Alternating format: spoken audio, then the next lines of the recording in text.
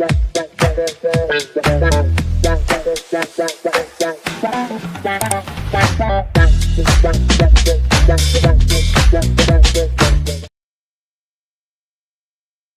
time of year for mentorship has come again.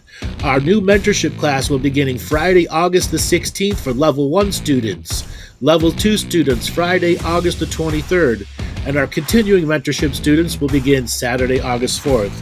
And we have a very special announcement. For those of you who would like to purchase the mentorship and the live event coming in October, we have a Together special where you will save $500 when you buy both of them. We have payment plans available also. You will be getting, as usual with our mentorship class, 8 hours of group teachings. That's 4 2-hour classes you meet every other week. You will also have 2 private sessions with me. For those that are in the level 1, we'll have 2 half-hour sessions with me.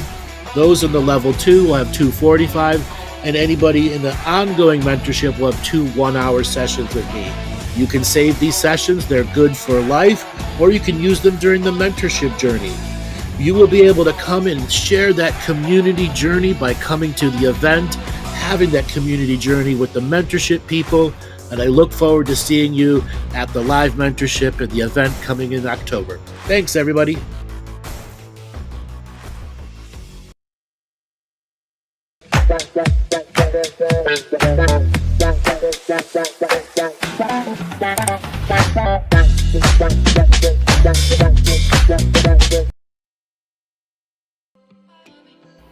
Hello, I'd like to invite you to embark on this transformational workshop as you journey to become an ancestral medium. Are you ready to learn how to speak to the ancestors in a sacred way? Would you like to learn how to receive wisdom and teachings from your spirit team of elders? Join me as we learn how to set up ancestral communication. We also visit the Ancestral Hub of Interconnectivity. We learn how to set up the Dreamer's Lodge among the soul family members. Also ancestral medium revocation soul surgery. We also connect to the grandmothers and grandfather collectives, plus many more ancestral teachings and techniques for you to connect to your guides and guardians. Join me on the 22nd of September, 5 p.m. till 9 p.m. UK time, 12 p.m. till 4 p.m. East, as we journey to meet the ancestors. I look forward to seeing you on this journey, and to book, visit daletobin.com, and there's a contact form on there for you to book on. Thank you, and see you soon.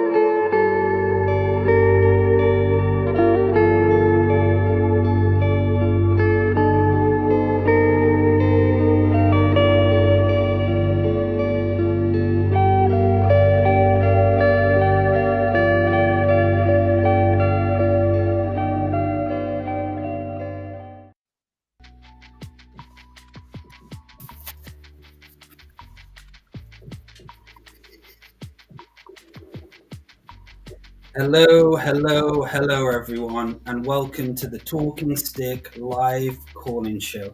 So I'd like to welcome the hosts we have this evening. We have Laura Massey. Hello, Laura. Hi everybody. Hi guys. And we have the infamous great David Ellis. Hello, David. Hey guys. Nice to see you, David. And we have the Galactic historian, Mr. Andrew Bartzis. Hello, everybody. How's it going today? Hello. And joined with the great Amy Kruzic. Hello, everyone. And we have my side partner, we have Bob Anderson to the show for his first time. Hello, everybody. Hello. So welcome everyone to this call-in show. So what we're going to be doing, we're going to be placing the link. If you want to come and have a reading from all of us, the link will be in the chat. Joel's just about to put it into the chat. So just click on the link and you're able to come in. If you can come in on Google Chrome, that's good. But if you can't, it's fine. And also, if you're listening, please click subscribe, like, and comment during the show because we really appreciate the feedback. So, Laura, where do we go from here? How are you doing? I'm doing good, thank you, despite all the chaos and the, as Andrew's always called it, grab your popcorn moments. And we've had quite a few of those, haven't we, guys, over not just the last week, but the last couple of weeks. So it seems to be an ever-moving platform of entertainment, if you look at it that way, in a nice sort of detached, unweaponized, unentangled way. It's something that can be enjoyed. We've nicknamed it the Apocalypse Season 1. We're up to episode 3 now. Yes. Yeah. And we're getting new characters in as well. All these new characters are coming. The old characters are going, the new ones are coming forward. Exactly. The old ones are tripping over their trousers that are around their ankles. That's the thing. Yes. Yep. Good visual, Laura. David Ellis, what are your thoughts on this? So I want to talk about mental health for a second. Now, mental health can be defined many ways. Ooh. So the first thing I want to talk about is so many people live the negative perception, separate of politics. They're constantly poo-pooing themselves, constantly putting themselves down. We're in a state where it's a tug of war to get anything positive out of their internal journey. That is a negative mental health state. Many people listening to this channel are challenged with a long-term negative mental health state. And long-term negative mental health states create issues in the body, mind, spirit, all of which have to be treated as a complex being, some individually to target at one subject matter so you can get yourself elevated so you can deal with others. But we want to talk about mental health, and anybody that's calling in, some of the things that you struggle with, and allow us to give you some advice that changed. And then, at another show a month from now or something, come back and tell us how those changes have helped you. Beautiful. So David, is there anything you want to add to that about mental health before we bring Andy in, our first caller? Yeah, well, I was working in mental health for a very long time. Negativity is part of what it says it is. I think a lot of people, when they hear the word or the term mental health, they have an idea about it. And the idea is they are crazy people and they're not crazy people.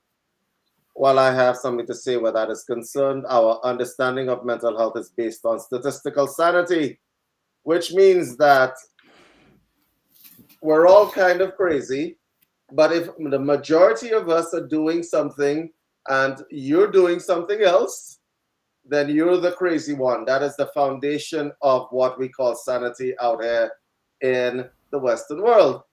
As opposed to the Chinese concept of sanity, because asylums are different on different parts of the world, where sanity is defined as if what you're doing is causing you a problem, then you are insane. Okay? So I just want to make that distinction because a lot of people are labeled mad. Because to be quite honest with you, if I had to be very impartial, all of you on this panel are crazy. All of you. Y'all are doing something different that the majority of the population are not doing. Therefore, y'all are in the crazy category. And I'm just going to put in a call to the guys in the white coats. Andrew, you would be the first one to go. Right. So, so I think that is a very fragile thing. So, like some people, all the shamans will be crazy. Everybody into spiritual work will be crazy. Like you guys talk to people that don't exist. You have imaginary friends according to the Western concept of sanity, and therefore you are not. And crazy than a sheep in a pile of sheep. Yep. So I just want to make that distinction. Just in case you think you're crazy, reevaluate that. Reevaluate when you use those words. Yeah. Thank you, David. So we have our first caller in the back room. We have Andy, just bringing you on now. Hello, Andy. Are you there?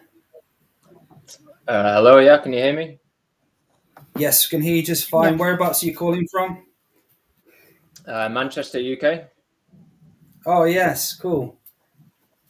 Really, Should you really be able cool. to So see what? me, or is it fine like this? Yeah, you can have your video on if you want. It's up to you. I'm Andy, not sure how to turn are it you on, to be calling? honest. Andy, are you calling because you're depressed that Manchester United is in that state? Yeah, absolutely. That's just why I'm calling. Go ahead, Andy. So, Andy, tell us a little bit about Oh, yeah. yourself. Well, Hello. I wasn't aware I was going to come straight on like this. I thought I was just joining like a chat, and then you ask a question and get picked. But am I the only one here? Yes, So far, you're yes. Yeah. Okay, cool. Well, yeah. Hello, everyone. Hi. Hi. How long have you been listening to us for? Well, Andrew, I've been listening to you for probably since around 2020 when COVID started to kick off. And David Ellis, we've had a quick chat on one of your calls around 2021 maybe. But it's my first time listening to this thing. I just saw it on YouTube, and usually I want to speak to you, Andrew, on the adventures into reality, but it's a bit late for me where I am. So what do you want to talk about today? So the theme's mental health, right? Yep. I guess what comes up when I hear that for me is just how hard I find it to like get enough like social interaction. So I do like tutoring online mainly, and I do a little bit of coaching, like self-awareness stuff, parts work. I'm currently in TA therapy once a week, and I'm starting to want to adopt that kind of thing into my own work as well. But because I work from home, it's just the typical problem of feeling like I don't get out enough. Mm-hmm. So it's fair to say you have a full hermit's card. A full You're in the Union of Hermits. I wouldn't say that. Like I feel like I'm proactively trying to go to things. You know, I'm scanning Meetup. I'm going to things. I'm trying to get out. I just can't. I don't see much going around. Like I go to bed early. So do you find people tiresome? Limited a lot. Sorry. Do you find people tiresome and challenged to talk to? I have had issues with groups, yeah, in that sense, like getting drained in groups and gradually feeling that is improving. Yeah. Because as you came in straight away, it was like as I was reading, you have a hard time dealing with pain of others. It's like as you go out, you physically pick up pain, depression, sadness, anger from people, and you have no awareness about how to be in the body, how to go out in big groups and stay in the body. So for me specifically, I recommend you is to start training yourself to be in the body first. Then when you're in the body, you're able to deal with going out there. So you're not being an empath and you're not in other people's field picking up their shit. A question for you: what is it actually like? Can you go through going out? What does it feel like to you when you go out into groups? Just explain what some of the feelings are going over for you. Yeah.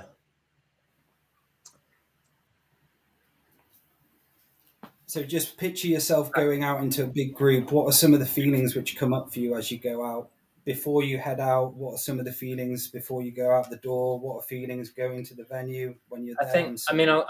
I'll first put out that I'm pretty sure I have ADHD, so there is a degree of. I feel like I find it hard just to like decide on a group to go to without worrying that I'm just not going to have enough purpose there or something to do. Like if it's just going to be mindless chatter, it's just too scattered for me. And then I start to think, why am I even doing that? Is that really what I need right now when, I want sort of more interesting connection or something that's going to give me more security and like meet other needs. So I guess that to answer your question, it's like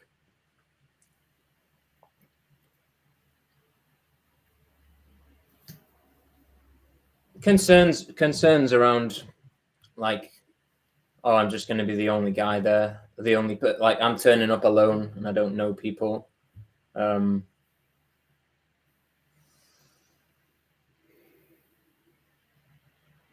I tend to go to one-off things, and I think what I want to say is how it's hard to find consistency, like a group that I can go to consistently, where you just start to feel that sense of community.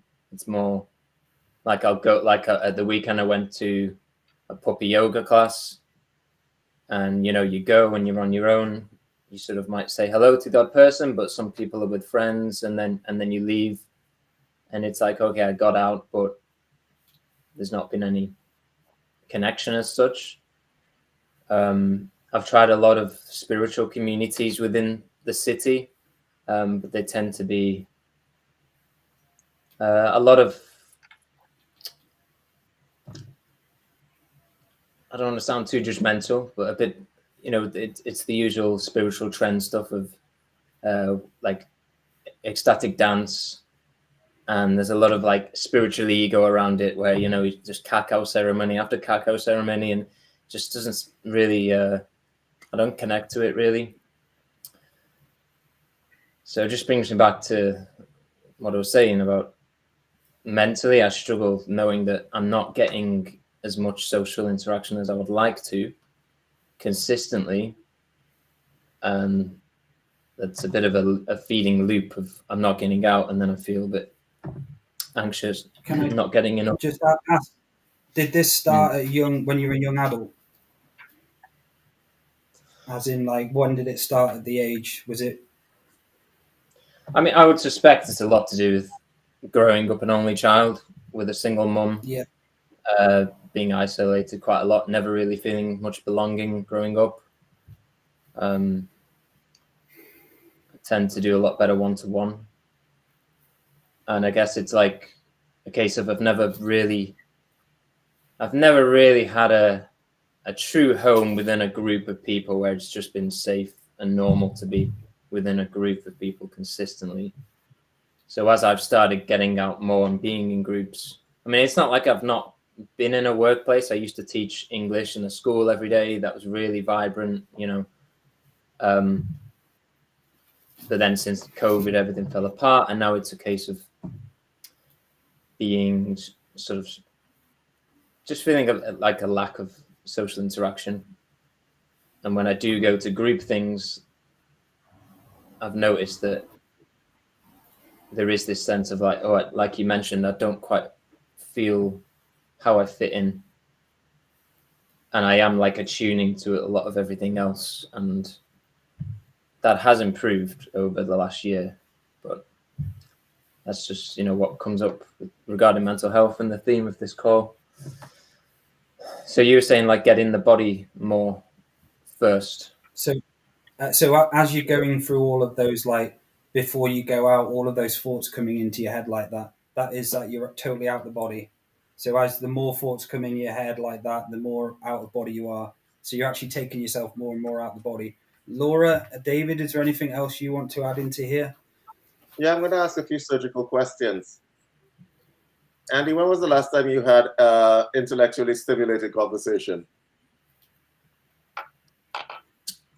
Probably a couple of nights ago on the phone. Why are you laughing, David? For somebody on the phone. Who are you speaking to? Oh, so I have a very good friend in another city. Mm-hmm. We're very much on the same wavelength. We, occasionally watch Andrew and other things like this. So we have long phone calls. I get like deep chats over the phone. Yeah, I'm gonna interrupt you because I'm going to ask you a few questions that are surgical. I want them one after the other. Be honest. Do you find that when you go out, part of the reason why you have trouble intermingling is because you have an analytical mind and you have an analytical blender that people pass through, and some of them get ripped to shreds in your analytical blender? Yes or no? Can you just clarify analytical blender? Okay, so like let's say you go out and there's a group of people, right? Mm-hmm. And you see the group of people and each one of them is an individual with certain kinds of behavioral traits and stuff like that. But because you went and studied all the stuff that you studied, and you have an intuitive background on board, you see the things, the drives, the motivations, all the things that are coming up for them, because you do parts therapy, you do every analytical science known to man. You just told me that and earlier on. And so sometimes that would make people either interesting for the wrong reasons or just disinteresting, correct? I'm not sure. Are you saying that? Are you talking more like I'm judging people? No, I'm not asking whether you're judging people. I'm asking whether you're analyzing them. I'm aware that there is a kind of maybe there's some kind of analyzing going on. Yeah, as almost like a protective thing. And why do you think that is? Well, because people, it doesn't feel entirely comfortable or safe to be in a group of people. So you need to know what you're walking into, correct? Well, like prior to going into it, I want to sort of be able to be. There are two things that I'm trying to get at here. First of all, seeing a group of people, what happens in your mind in micro-analysis?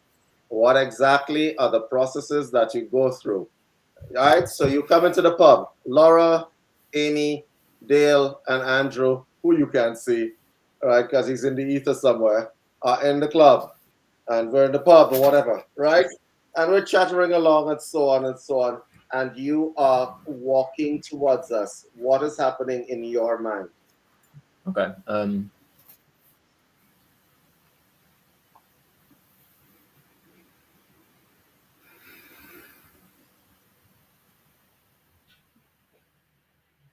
Maybe trying to define like what am I here for? What is the purpose of this interaction?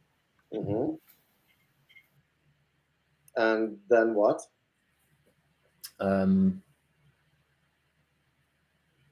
Who do I talk to? What? I'm not sure. It's hard. Okay. So do you see how do you feel when you're walking towards us?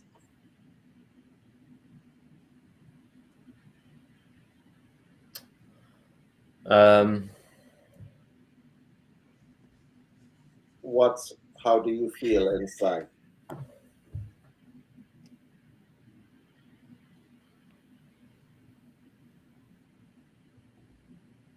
Well, I probably feel like an outsider originally, like initially. Okay, so the next question. If you're walking towards Laura, Dale, all of us, and we're in the pub together, which one of us would you talk to first? I'm going to hum the Jeopardy theme song while you think about that. Probably. Is Andrew included in that? Yes, you talk to Andrew. Why? I'll probably go to Andrew. Why me? There's things I actually want to ask you. Yeah, but you don't know who Andrew is. This is a completely whatever. All of us are in the club. You know what Andrew looks like. Because I have no picture. Nice one. Okay, so all of us are in the club and we're vibing. You know, the music is playing. We're chatting. We could role play this. You know, we could role play it. We're chanting the Manchester United theme song. Personally, I wouldn't be in it. I wouldn't be in a club because I just don't really go to those. The pub. I don't go to clubs and things. Whatever. If it was like a relaxed place, as like a social thing, and you were all strangers, I probably wouldn't even walk up to a group. Why? I would probably sit somewhere and try and like almost like wait for someone to come to me first, or just feel out the place. Like I even used to like take a journal and a pen just so I could sit and like write down what I was feeling, just to kind of try and ground. Okay. And so then you have a grounding issue? maybe within groups. Amy, do me a favor, please. You're the one who's going to go up to him and tell him and introduce yourself. Hi, what's your name? Go ahead. Okay. Good at that stuff. Hi, Andy. How are you? You're in the club. Oh, I didn't know him. Sorry. Let's do that over. Hey, how's it going? How are you? What brought you here tonight? What brought you here tonight? I just thought I'd come down, check it out, and see if you can make some new connections. Yeah. How about you? Yeah, same thing. So I'm glad that I came up to you and hey, let's go grab some soda. How about that? Really? You buying him a drink already? I don't know. Smoothie. Easy, Tiger. I said soda. Predators here. Smoothie. A drink is a drink, Amy. Okay, sorry. Well, okay. How about a plate of food? Why don't you introduce it to your friends? Yeah, have you come alone or have you come with friends? I got a group of friends. Yeah, I got a group of friends over here. You can join us if you want. Yeah, sure. Okay. Okay, so Andy, you're in the mix. Yeah, this is David and this is Laura and Andrew and Dale and Bob. Hello everyone. Hello, nice to meet you, mate. Hey, nice to meet you. How you doing? Are you new to this area, or you live here long? I've been here a while. Well, I grew up in this city. Yeah, but I just moved here, so they're all showing me the ropes. Yeah. What were you guys talking about before I came over? Manchester the fun United. places, the fun things to do in this town. Mm-hmm. Good places to eat. Do you like eating? Do you like good food? I like eating, yes. Cool. Well, Andrew and we all do too. So we're just like, I don't know if you know any good eateries in the area. Not so much. I tend not to eat out a lot, but well, you have to come with us when we go. Yeah, sure, we can do that. Am I passing the test, David? So I'm just pointing out a few things in this interaction. You seem very reserved. Mm-hmm. Why is that? What's going through your head in this exchange? Well, this whole scenario is just a bit bizarre to begin with. So there's that. I think it's bizarre. You're talking to bizarre people, right? Don't you know we're all crazy? It's like Crazy guy. We're all crazy down here. Have you heard about what Andrew said in the past about removing stumps from asses? Have you heard that about that saying? Spiritually, when he talks about removing the stump from your ass, he said sometimes a recent call about having fun, not having fun. Well, it's just like, so as everyone was asking you that question, it was like you were that what's the word, strategizing everything you were saying, but your personality wasn't there and the flow of you wasn't there, and it was just completely strategizing. What should I say? I don't know what to do. And it's how you can actually access you, the authentic self, and have fun, enjoy yourself, allow people to hear your words, who you are. Everyone wants to listen to your story, and it's how you can actually accept. I can answer your question now that you're talking. What's coming up is like there's an anxiety there right now. I'm not maybe fully being myself. And to answer your question now, Andrew, what goes through my head is sometimes, like often actually, is like who do I be right now? It's like there's so many parts like kind of come up, and I'm like, okay, do I do this thing? Do I be dry humored now? Do I be funny? Do I just wait for them analytical, to speak? You have a computational analytical process, what David was trying to allude at before. Okay. David, you want to add your 19 cents there? I think that you are being reserved and you're not volunteering information, and this is in an social interaction. It's not an interrogation, right? I highly suggest you join MI5.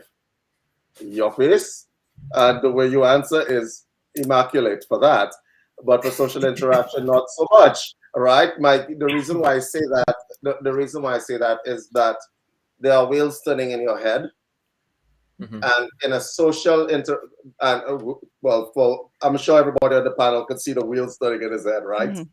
Right, it's wheels turning in your head, and in a social interaction, it's not going to appear like wheels are turning in your head. It's going to appear like you're being very careful and you don't trust us, right? Which makes us not trust you, and this is why certain interactions are going to go that probably not as well as expected. Like the way Amy approached you was in a typical Amy fashion. Hey, how's it going? Where are you from? Let me buy you a drink. Never mind. That's a whole other show. That's a whole other show. We're talking about mental health today. We were at a club. Right. Let me buy a drink. You're putting in that soda, Amy. I got too much. I've got too much into the role. Right. But she approached you with an openness, which wasn't there when you were speaking to us. So the openness wasn't there because we just want to know who you are, who's Andy. And Laura started asking you about like what you do and so on. And you gave her one sentence answer. Very measured, very whatever, very MI5-ish. Hi, what's your name? This is not name, rank, and serial number. This is not what this is, right? This is a social interaction. So I think Dale's point about being in the body is a very valid one because you're very mental. You're in the head. We could see that, right? Right, which is why we should have added music to this social interaction, loud music, right? Right, because people are freer in that kind of social interaction, and is the openness that they're looking for. Now, I think part of that, and from what I was picking up from you, part of that is that you have a filter that you're looking inside yourself, and you're trying to look outside yourself at the interaction. And then you're trying to figure out what to say at the same time. That's a traffic jam in your head, right? That is a traffic jam in your head, and you don't need a traffic jam because look at us. We don't really think about what we're going to say next. Trust me. You can tell that sometimes. You can tell from, can I buy you a soda? Like, we're not thinking about what we're going to say next. It's just fun. And so sometimes it doesn't matter what you say and stuff like that. I understand that we're living in a world where everybody's very measured in what they say, and I think the world is like that. But I think part of what is happening with you is that you're analyzing, and the different perspectives that are happening in your head is causing a traffic jam. So sometimes it might be in your favor to just throw caution to the wind and just, say, hey, Amy, buy me a soda. Or something like that. Or like, I like eating. What do you like eating, right? Or just make a comment. If you just make a comment to somebody, this is a technique that is a very good technique to use. You're in a social setting, there are people around you, and so on. Make a comment to somebody, and say, yo, is that denim? That is the coolest denim ever. Right? Just an offhanded comment. It doesn't say, it's not a pass. I'm not trying to make a pass at her. Right? I'm like, that is a cool denim shirt. Laura, look, could you just raise your hands up? Because look at that shit right there. Right? that is cool. Period. It got the tassels. Right? It makes me want to square dance and everything. Right? So my point is, that's straight from the 80s. The only thing she's missing is the leg warmers. That is cool. So when you say that, it encourages conversation. That is a technique that you can use, right? Right? That's a very good thing to use, right? And go ahead. I want to tap into the core. He's incapable of doing that in a flow because of his analytical nature and trying to manipulate internally his own self. Am I interesting to them? Can I make them interesting to me? Because he's been in a very heady, high philosophical state for so long. Would you agree with that, Andy? Pretty much, yeah. Okay. So why do you keep yourself in the high philosophical state? I'm not always in it. Like right now, you're seeing like me online with all you guys staring at me. It's very quick coming on here, a bit anxious, I can be very grounded and chilled and dry humid and a bit surreal, and I can feel, provided I kind of feel at home in the place, like in a workplace where everything's cool, and I do have quite Andy, a good, yeah, but what's your diet like? What type of diet are you on? vegan, but plant-based. Yeah. So what type of things do you eat during the day? What's your regular day like meal plan? Say breakfast, Proteins. lunch, dinner. And I get my 40 grams, yeah, before you ask. Good. You're a good vegan. Good. I'm a good vegan. lad. Well done. That's brilliant. Well Do you know done. what I want to ask you? Is when were you last tickled? Like When I was bodily tickled? Was it like a The, child? the, When you the were a women of child? this podcast create another show. But it's made you smile, see? You Yeah. remember how it feels to be tickled as a child? not really. I don't think I liked it. You didn't like it, okay. You smiled again. It's- I'm sure you did. Yeah. Yes. There's something more about This is just all a bit crazy, isn't it? it's almost like the being tickled energy just allows that spontaneous laughter, because you've seen babies when you tickle their feet and you get that real spontaneous laughter. And then you let down and then the stick drops out your backside, and it's almost, I feel you need something like that to get you from your head space into your heart space and back into your body, like all the guys were saying about getting the grounding in, because life is quite, it feels quite serious for you. And once you drop out of that and you get into a more relaxed mode, that's why I'm saying sometimes just being tickled just can flip the frequencies. Okay. Can you see where I'm going with that, Andrew? Yeah, I think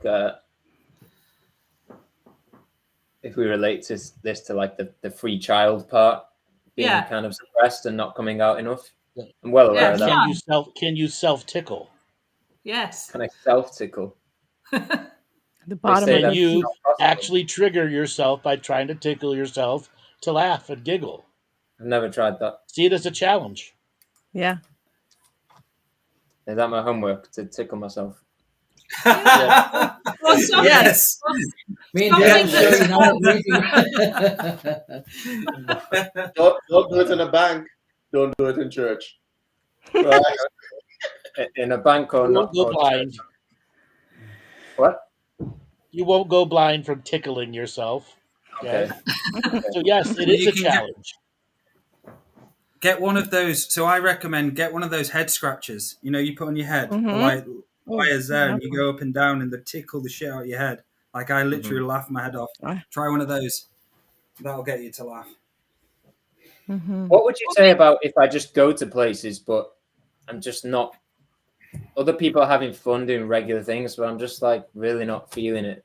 Like what a lot of people do for fun, the ecstatic dance. And do you see anything there? You picking up on anything where?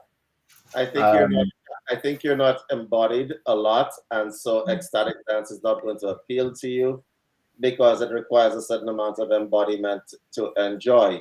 But I think it might be. Here's my suggestion to you: the things that you don't like are the things you probably should run towards in this instance, right? The things you don't like is the things that you probably should run towards. And I say this with all earnest because I grew up in a place where, you know, it was a very strict environment, right? And there was meditation, and I'm vegan, just so I'm clear, right? And so I grew up in a place where killed a few lettuces in his time. yeah. So which is a very strict environment, and the whole dancing, ecstatic dancing thing was not necessarily encouraged, or we didn't even know what that was. It was just meditation, right? And I suggest that at a certain point in time, when you enter society, you gotta learn to detach a few things inside yourself, right? And that is an unsafe place to be for people who are highly analytical, but it is the best place to be because the body has its own wisdom as well, right? And I say wisdom because no matter how analytical or intellectual you feel you are. When you get into that feeling sense, it opens up a new kind of what is the word I'm looking for here, guys? It opens up a new kind of paradigm of knowledge, of knowing that you probably didn't have. No, yes, it's an expression as well, right? So in this case, I suggest you go towards the things you don't like. So what I would suggest you do is you start practicing more embodiment stuff, specifically because you don't enjoy ecstatic dance because you don't see the point of it. But there is absolutely a point of it, and it's an experience as opposed to an analytical process. Does that make sense? Maybe. I've done it. You know, I've been a few times, got involved, but after like a few songs, I'm just like, okay, this is boring now. I want to talk to someone, but then I'm surrounded by everyone, and everyone's still going for ages, and I'm like, okay, this. What was going through your mind when you were doing the few songs? Sorry, repeat. What was going through your mind when you were doing the few songs? Were you thinking about stuff? Or were you in the flow? Probably half and half. Yeah. The point of ecstatic dance, the reason why they call it ecstatic, is that you are embodying music and flow and expression. That's why it looks so disjointed or whatever else, because it's not a linear square dance routine. So in order for you to enjoy it to its fullest, you have to be in it, right?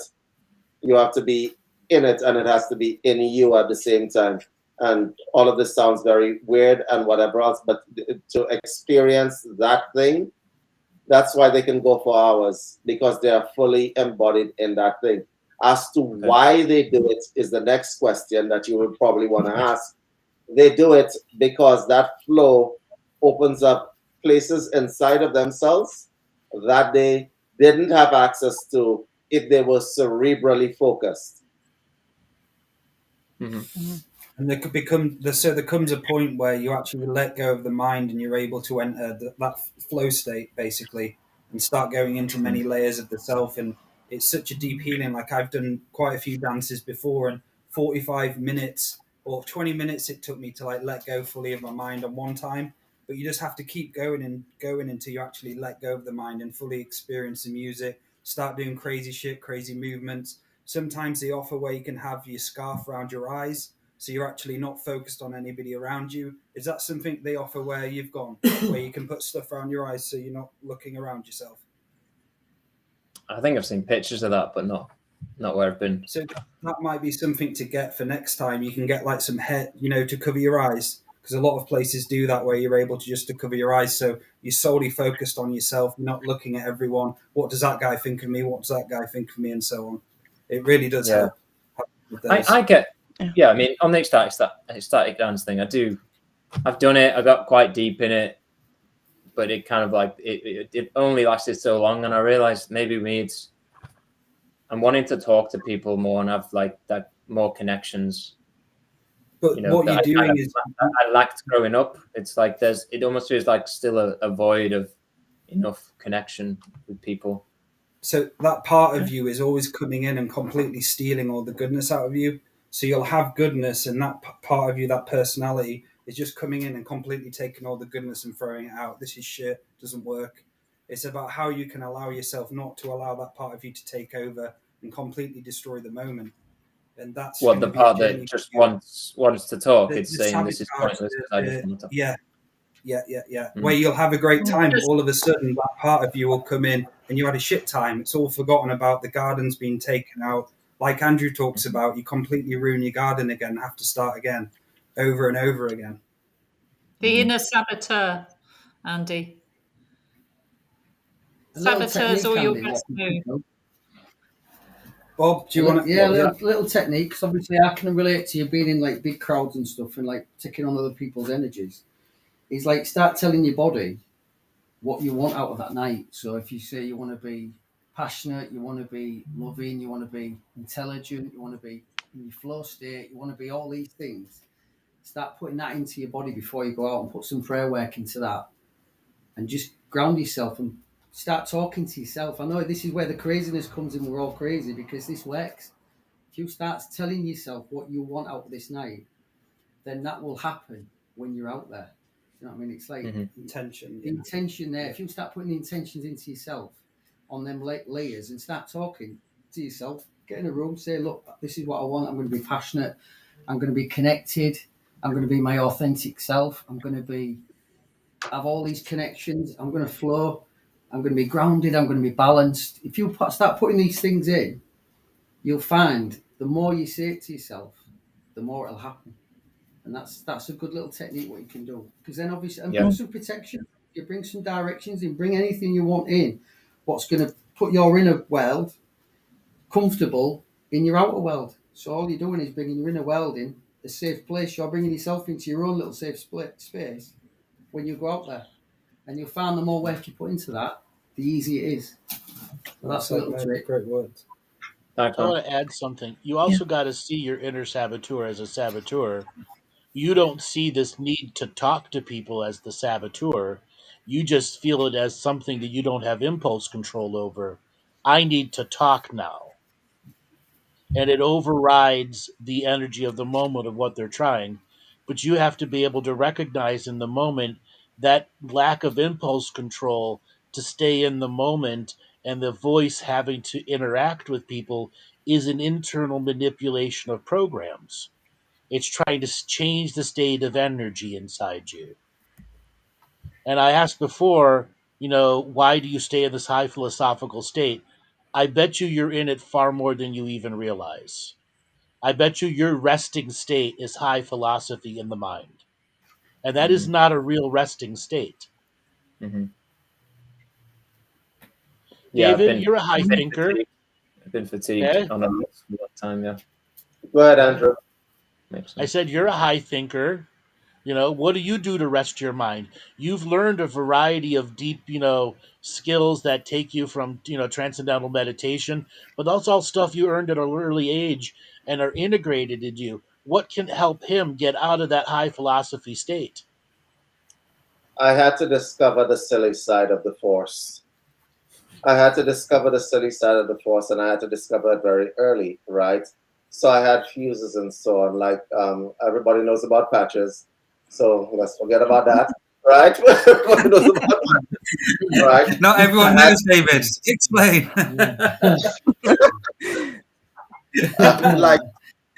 Like I have a teddy, okay? I do. I'm not going to hide my love.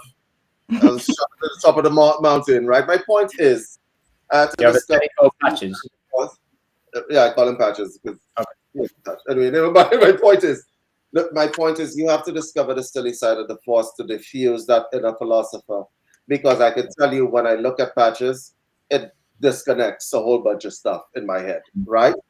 Mm-hmm. Now, I suppose from our understanding of mental health, that would be crazy. But the fact of the matter is that it works very, very well for me. I had to discover that there is joy in silliness. And you want to know when the crux came for me? When I realized, like when I came out of the TM Center and I started interacting with people, and and I started to see all their stuff, right?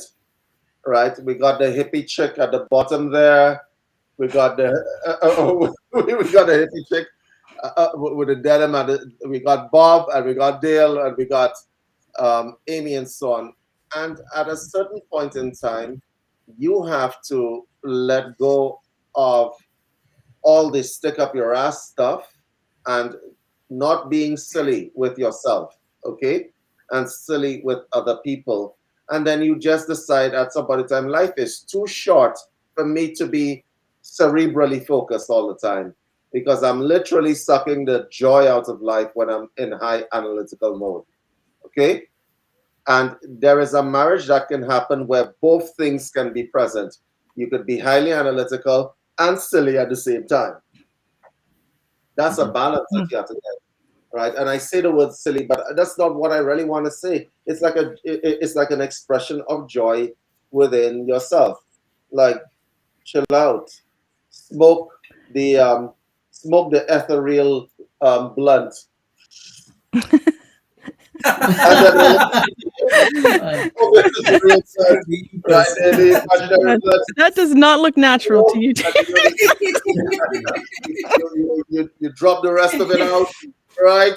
And you walk up to the group of people and say, "Hi, you want some of this?"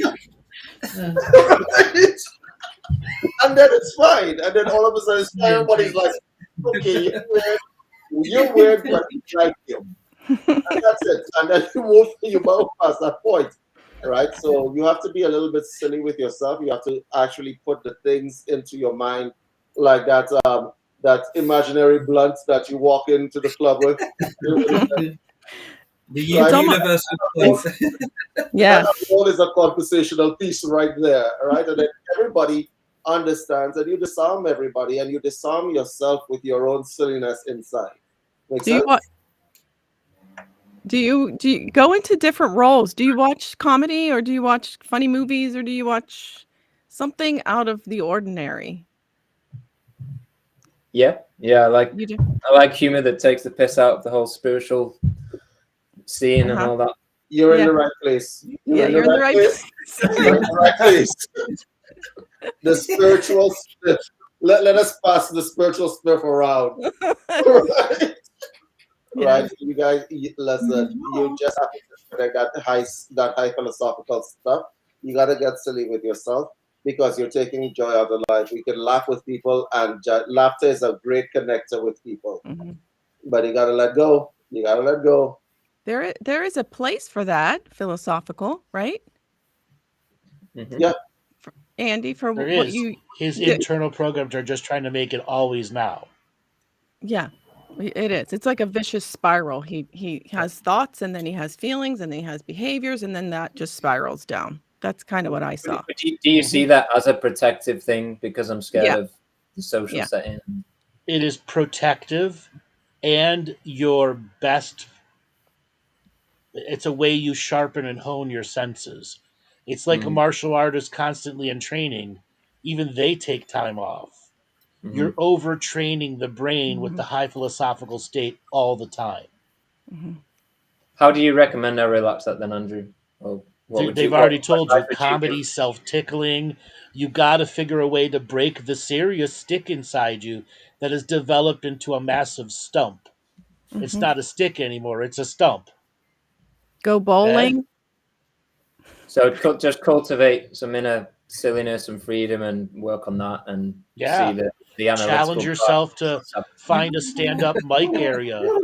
Stand-up mics are in clubs all the time, and go and do 5 minutes of whatever, poetry, comedy. I'm just going to stand up here and be an asshole and swear at people.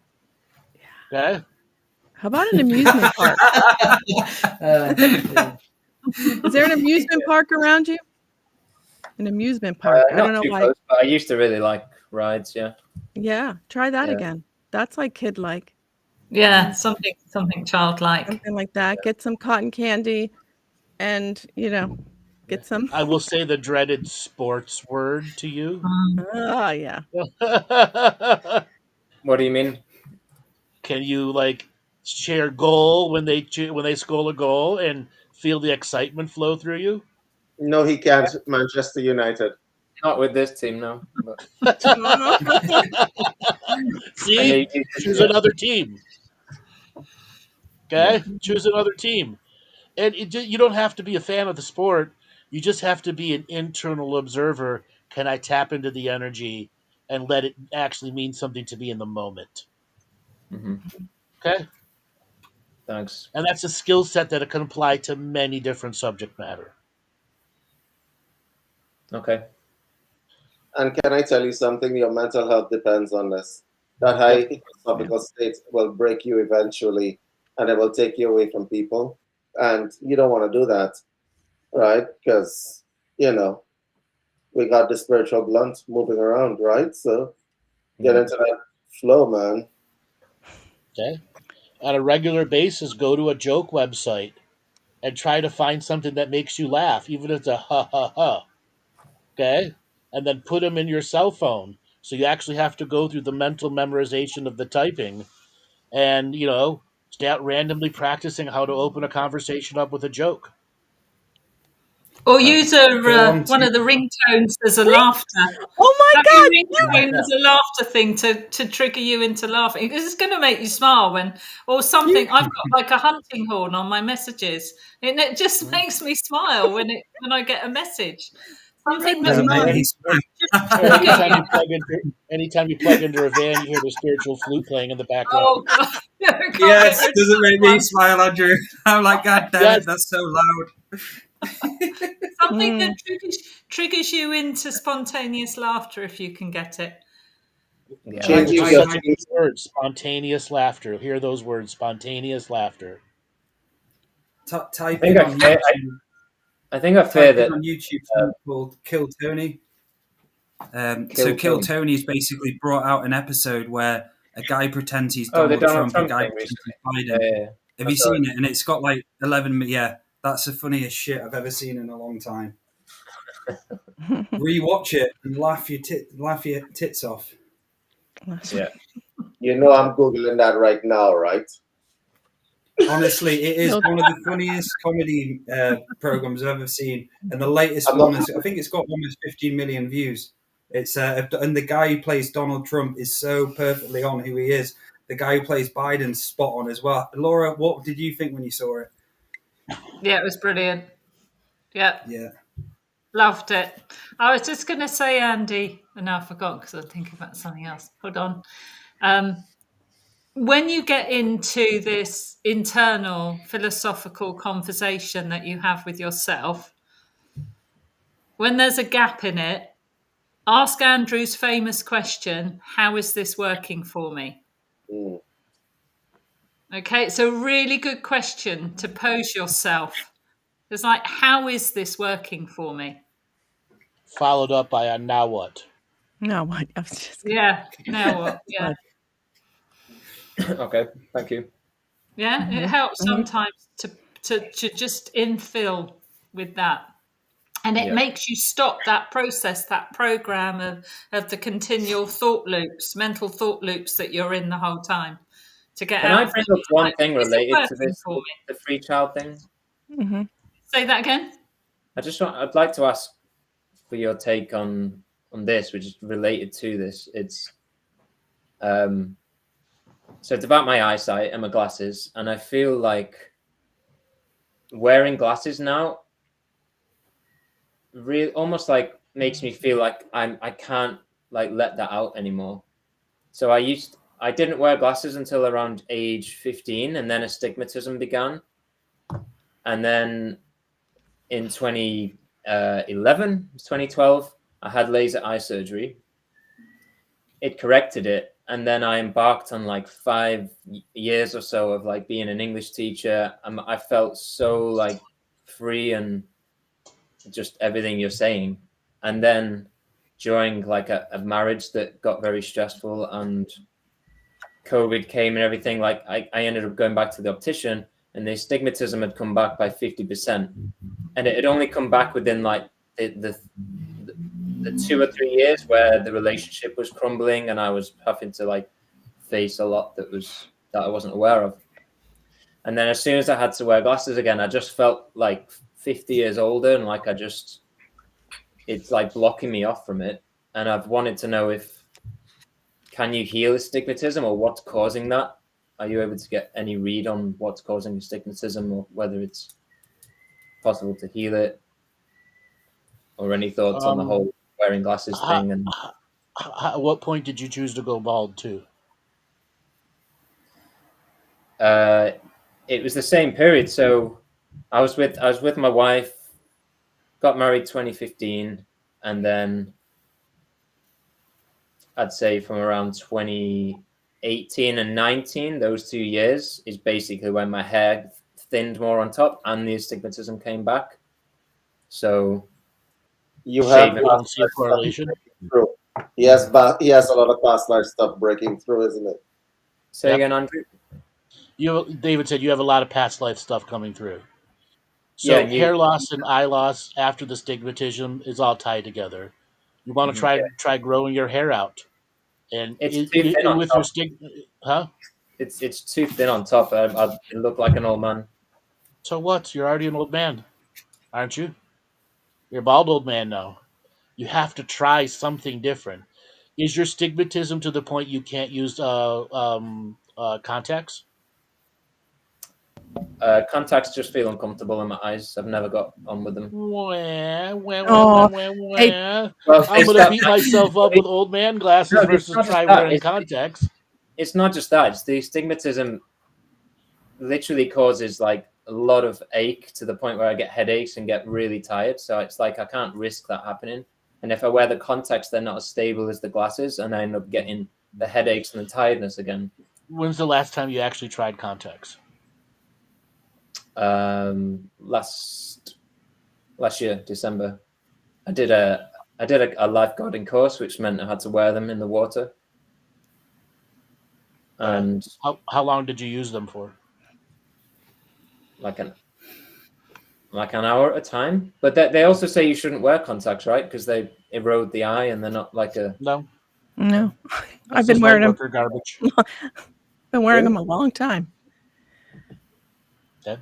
You have some predetermined concepts about health and wellness that are preventing you from using alternatives that can change your perception and point of view. If you were to go back and listen to what you actually said to us about the journey of losing your eyesight after you had that laser eye surgery, and immediately you didn't put together that hair and eyes are directly correlated to the way that you perceive that you look, and that's all ancestral issues coming through. You should really let some of your hair grow out and try to attempt to actually use contacts and stop the internal programs from saying it's going to rip your eyes up, tear it up, and learn to get used to them like every other contract user. The millions and millions of people who have thrown their glasses away never to have to put glasses on again. There is another level of this. He is trying to be the monk. Yes, the high philosophical monk. I don't want to be bald. I don't. Like I didn't say that. I didn't say that. I didn't say that the ego Andy is trying to be the monk. They're simply pointing out that the monk is taking over you, slowly and surely, right? From the hair. That's why you're having social issues. From the hair to the high philosophical hold. That is a trait that certain people have. And it's also neutralizing your ability to interact. And I'm going to put it out there. It's neutralizing some of your ability to interact with the opposite sex because the flow that they're looking for is not present, right? And the flow is not present because the flow is flowing around inside your head, right? And it's not expression. So like, if you want to talk about it from an energetic perspective, the interaction between you and other people is like a circuit of energy that you create with other people. Sometimes that circuit is negative and sometimes that's positive. When Amy approached you in the club, as an example, there was I'm going to use the technical term, a parabola of energy that went out to you, okay? The parabola of energy that went out to you required a response back, a response at the same frequency. But you didn't give the same frequency, you gave a truncated form of the frequency back to her. You guys are following me or not really? Yeah. You gave a truncated form of the frequency. So Laura is speaking to you and is inviting you places and stuff like that. But you're answering her in one word thing. And the frequency that is coming back to her, it's a chopped up frequency that is a very strained frequency. So what is happening, the people who respond like that, and I have met people who respond like that because, as I said to you, I grew up in a TM center, but I also went on a number of yoga retreats. I once met somebody, you know what a Jain is? Do you know what that is? It's a form of Buddhist monk. They reduce their karma by lowering their interaction with other people. So as an example, they walk with their heads down to avoid stepping on ants. Yes, they're all bald. Never mind about that, right? And so I remember being in the yoga center, and when you go to the Omega Center, they feed you chana, right? Like After a week, you have no emotions, none. Okay? Because the food has no seasoning, no spice. It kills the emotions inside of you. You want to get angry about it, but you can't. So, right? So, and I met a giant who had a restricted diet for his entire life, right? He had a restricted diet. He was vegan, the far extreme of vegan, right? And I remember having a conversation with him where he gave me that kind of energy. It was a stable, measured energy.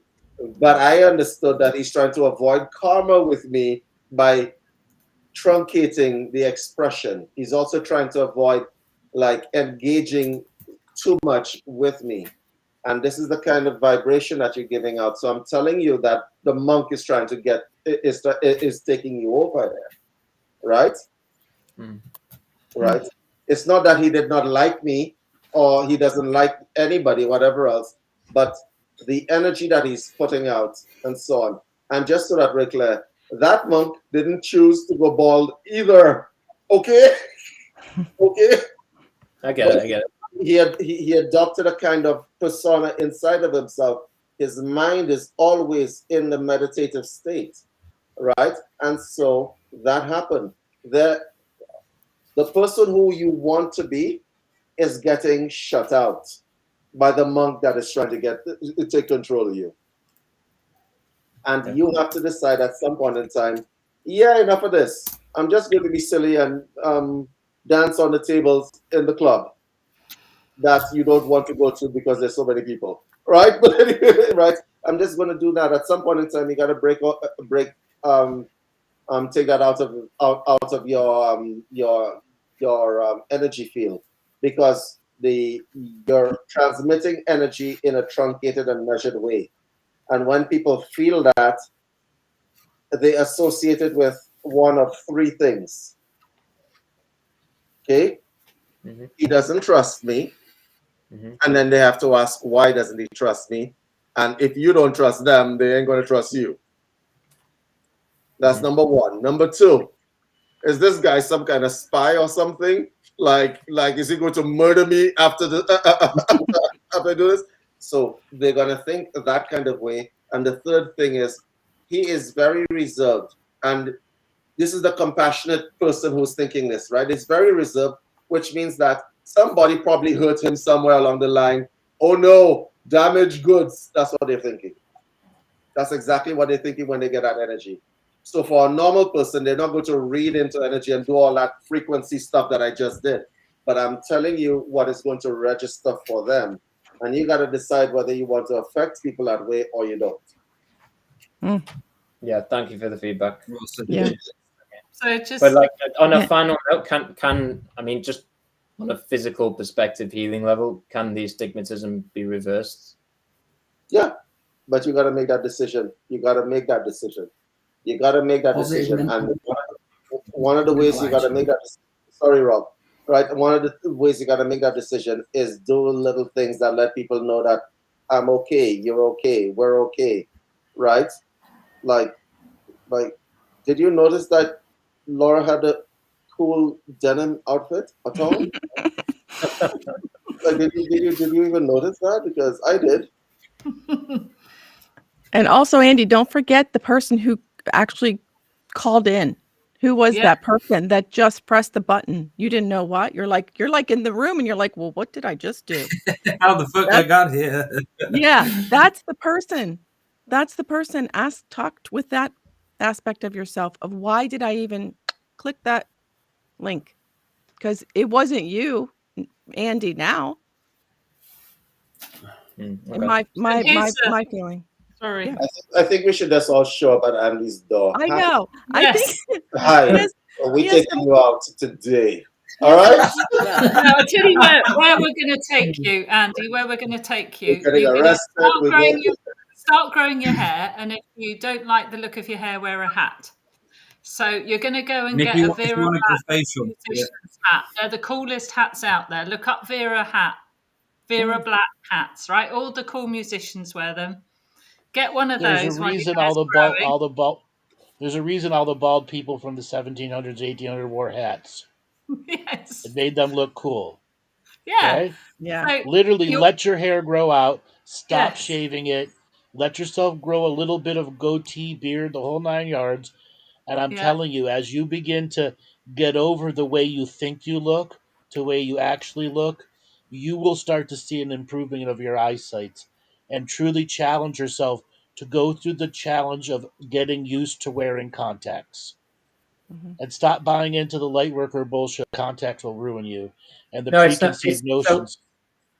Andrew, it's not light work bullshit. These are like more than one person who wear them and have worn them for years, and they told me that their optician told them they're going to have to stop using them so much because it's actually damaging their eyes. And I heard Because that from they more than don't one. have the good contacts. They buy the cheap Yeah. contacts and overuse their contacts. Amy, you're a contact Yeah. user. I have Explain to daily. him the Yeah. rules.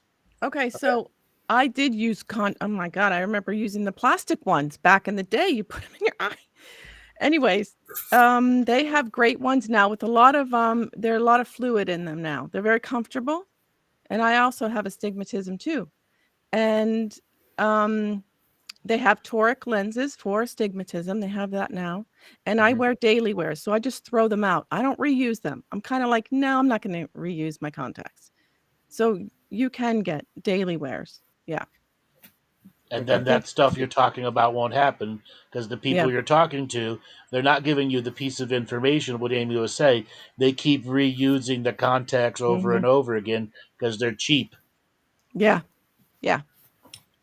Okay, noted. Thanks. Yeah. Okay. So, Andrew, you think if I just put on a hat, things will change for me? Well, you'd have to start eating meat if you put a hat on, David. Nah.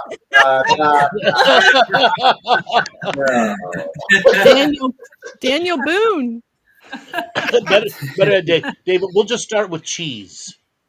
Now I'm going to get a cowboy hat and call it a day. Yes. And if you get a cowboy hat, I'm buying you overalls. Put it on and come onto the show We're like going to this. get you a 20-gallon hat and overalls, David. And Yeah, you're not getting dungarees, are you, David? Tell me you're not getting dungarees. Yep, we're getting him overalls. And David, why aren't you in the bath, David? What happened to all that? Was that? Show was that? The bathtub. Yeah, yeah, I remember that show. That was funny as hell. That was funny as hell. I found that old video. Andy laugh, which is actually great, making you laugh. Andy, thank you for having the courage to come on and hearing what we say. And I hope some of it's helped. And I will watch this back. Yeah. Sorry? Yeah. Yeah, thank you everyone for the feedback. I will take it to heart. Thank you. All right. Brilliant. And remember, like, you can do revocations for stuff as well, or bring the universe in your daily prayers and get some co-creation going to get you into that nice sort of flow, that chilled flow where you're a bit more in your body and in your heart space. So we really, tickle yourself. appreciate you coming on. Yeah, tickle yourself. Yeah. We really appreciate you coming on. Thanks so much. Thanks, Andy. Yeah, Take care. Thanks, Andy. Bye-bye. Bye-bye. Dale, there's somebody in the chat. I definitely need this. LOL. I have such a hard time lightening TF up. Mostly in real life situations. I need to go to a dance party somewhere. Amanda, come in. Let's talk. Come on, Amanda. We know who you are. Yes, we do. We know Amanda. Many moons ago, you were on the show doing a show. Yes, a long time ago. Yes. She did the couple show. Yes. With Trent. Is there anybody out? Have you got anybody in the we do. room? So we've got Dawn in the waiting room. And just before Dawn comes in, can I just say, if you're listening on Rumble, YouTube, or wherever you're listening from, please drop a subscribe, a like, and a comment. If you're listening to the future, let us know how the show went for you. Any questions? We really do appreciate the feedback. So drop a subscribe and like. Thank you. And David has something. Dawn on. Yes, David has something to say. David, before we bring Dawn on, what news have you got? Yeah, so I'm doing DNA sequencing and testing for people who want to find out what their predispositions are. Let me tell you what that is. This is going to be international, so for those of you who want to find out what your predispositions are in terms of diet, fitness, health, and mental health as well, that is included in that, we can send you guys a DNA test kit. Then it'll come back to us. Amy is going to be the representative in the US, so she's going to tell you how to get a hold of her. And so what is going to happen is that we send you the kits, you take a cheek swab, you send it back to us, and what we're going to do is send it to a lab.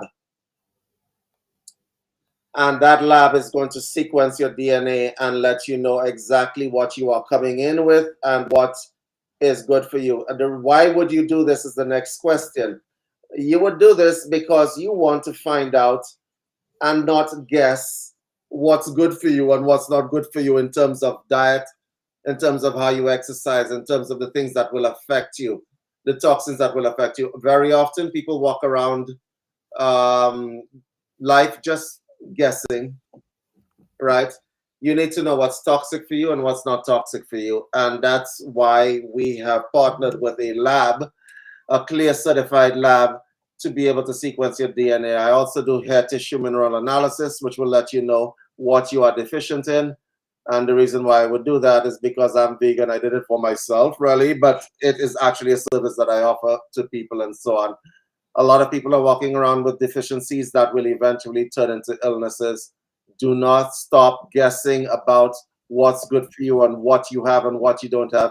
And stop taking supplements and vitamins blindly. Mm-hmm. Be very targeted about your health. And we would like you all to stay around a little bit longer. So that's what I'm doing. Yeah. That's it. David, how can people get a hold of you? Yeah, that's it. Can you put in the chat how people can get a hold of you? Or if you want to send it over, anyone can do it. Sure.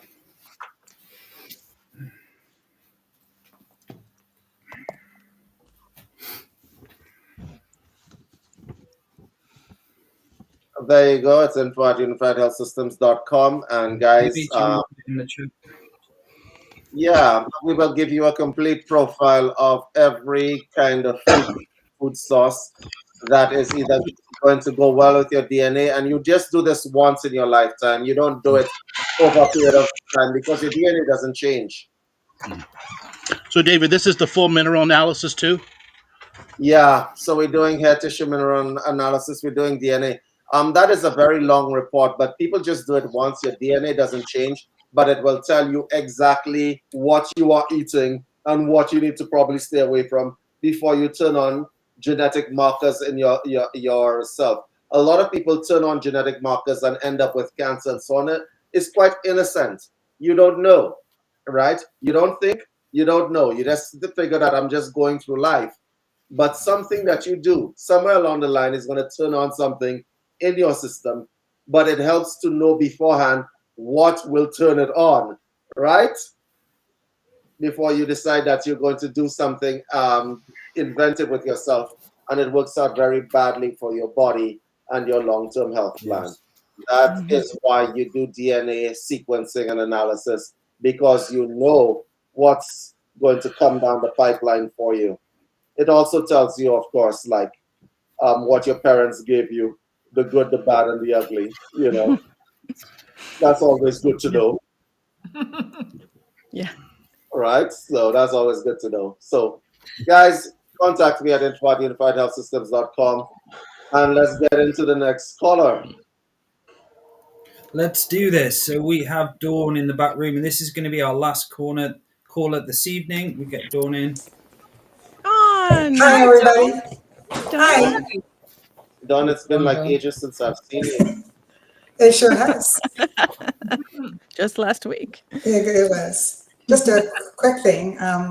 During COVID, I went into hermit mode. I was feeling very anxious about being with people because I was really scared about getting COVID. And it lasted 3 years because my immune system was compromised. I had bad asthma and I was really concerned.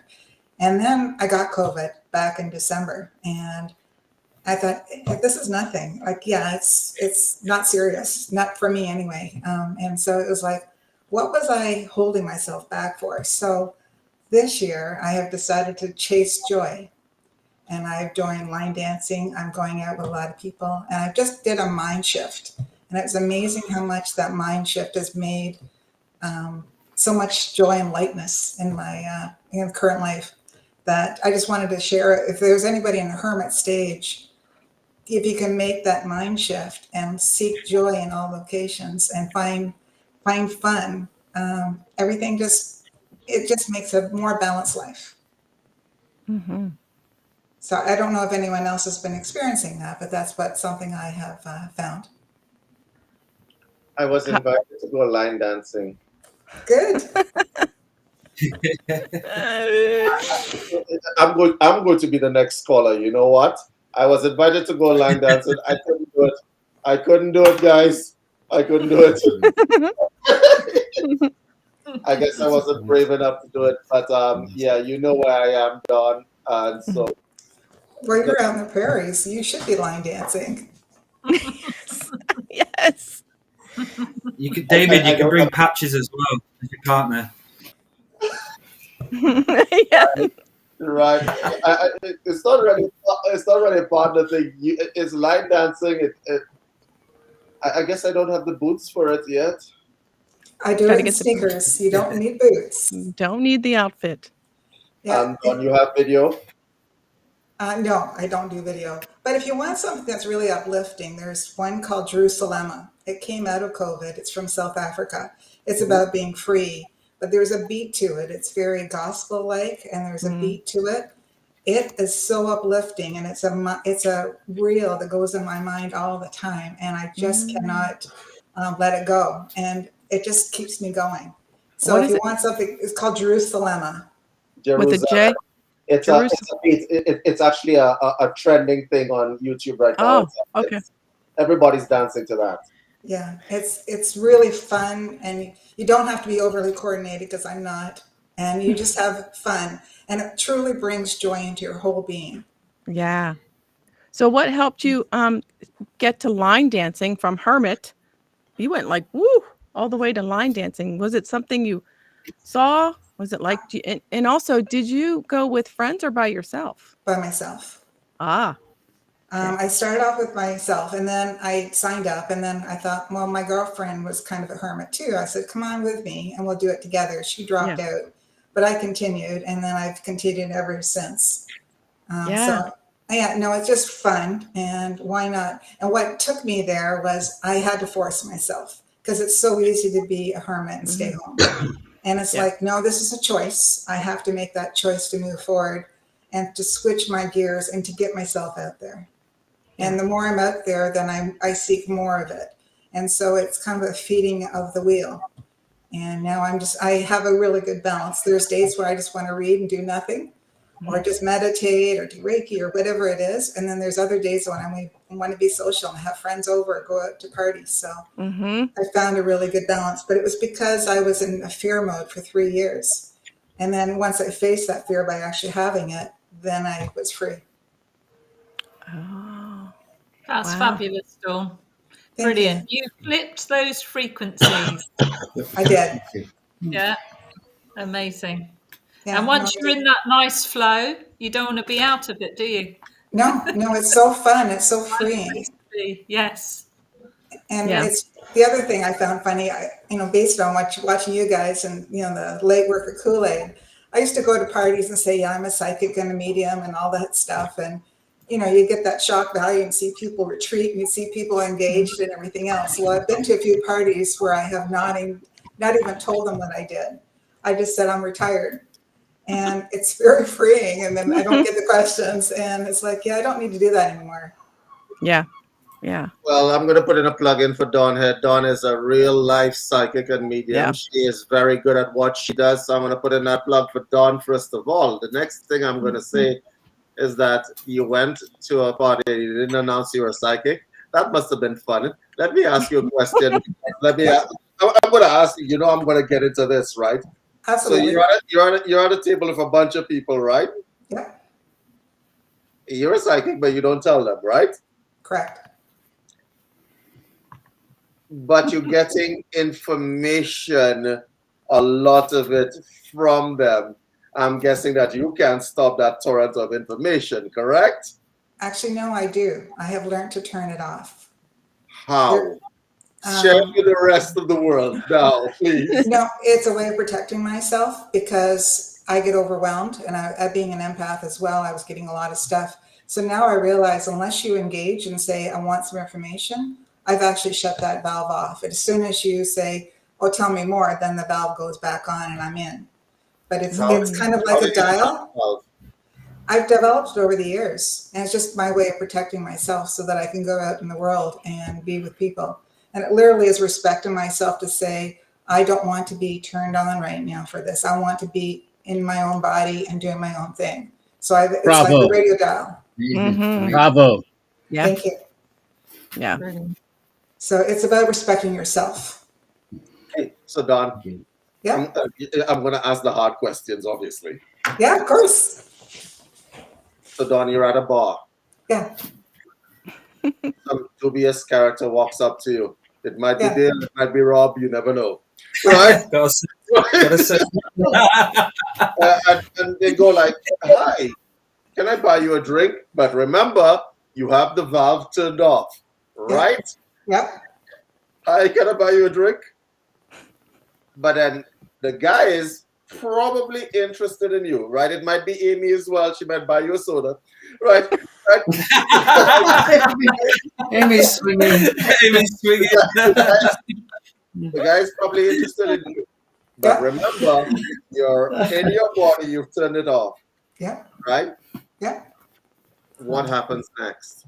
What happens next? I actually engage with people and talk and find out what they're about. But I'm not trying to read them. I'm just listening. And I'm not thinking, I'm not pre-thinking about what I'm going to say to them or analyzing their thoughts. I am truly being present with them at that time. Okay, let me adjust this. You're at a bar, right, Dawn? Yeah, I don't drink, but yeah. Right? A soda. Right. This imaginary bar in the sky. Water. Yep, got it. That sells soda and whatever. Marilyn Manson comes up to you. And I don't mean Marilyn Manson from the 80s. I mean 10 years ago, Marilyn Manson comes up to you. He says, hi. Right? Can I buy you? But Do you keep it? Do you keep your intuitive sense turned off, or do you turn it back on? If my body, my aura feels, this is, I know woo-woo, but if there's a sense of danger, it turns on immediately for me. It does not stay off. If there's a sense of danger, the guides will come in right away and say, watch out. So you have a spidey sense, which makes it involuntary, correct? Correct. There is a spiny sense, but I'm not, if I'm looking at you and talking, I'm not trying to analyze you. I'm not trying to get into your thoughts. I'm not trying to analyze your body to see if you've got some healing issues or something like that. I'm not doing that. I'm really, truly being engaging. But my spiny senses definitely are on if I'm in immediate danger. Interesting. So the woman at the bar with Marilyn Manson sauntering up to you, right? Your spidey senses might turn on. The spiny senses may turn on if my well-being is being threatened. Yes. Yes. So let's just okay. So I'm doing the thing. Bring it on. Bring it on. I'm actually trying to. So you're right. And then you'll have to counter-analyze David. Yes. Yes, please. So you're at the bar. Yeah, everybody. And not every serial killer looks like Marilyn Manson, right? So let's say a dubious character rolls up to you at the bar, right? With a blank expression on his face, right? Yeah. Yeah. Says, can I buy you a drink? And you say yes. And then the individual, you notice that he may have there's a hard instrument in his coat, right? It's winter, it's in Toronto, there's a hard instrument. It looks like a knife, but you're not sure. Right. But he looks like he just came from church. My spinies would say, get out of here quickly. Okay. It would be thanks very much, but I need to get out of here. See you later. So there's an element of the psychic sense which is involuntary, correct? There is an element of personal safety that does kick in. Yeah. That's what I was wondering about. Yeah, Okay. definitely. But it's not about trying to be projecting outwards. It's more about protecting myself. But in terms of like the psychic ability, like I'd go to restaurants and I would be picking up their grandmothers, and I'd be picking up that they had a big issue that was coming up, or they were going to have an exam, or, you know, lots of different things. And I've had to dial that thing right back so that I can get on. However, when I do find, when I'm listening to you guys sometimes later at night, your energy is so powerful, I have a hard time coming down from that energy.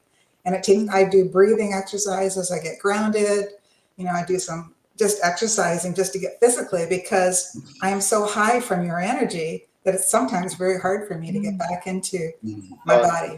I know. Universal pipe. That's because we're spiritual crack cocaine.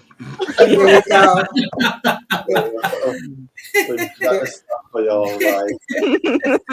David, just one question about the DNA, because I've done 23andMe and I've just done Ancestry.ca, and I'm looking at my genomes. I've looked at my personal traits. What is it that you're offering that's different from that?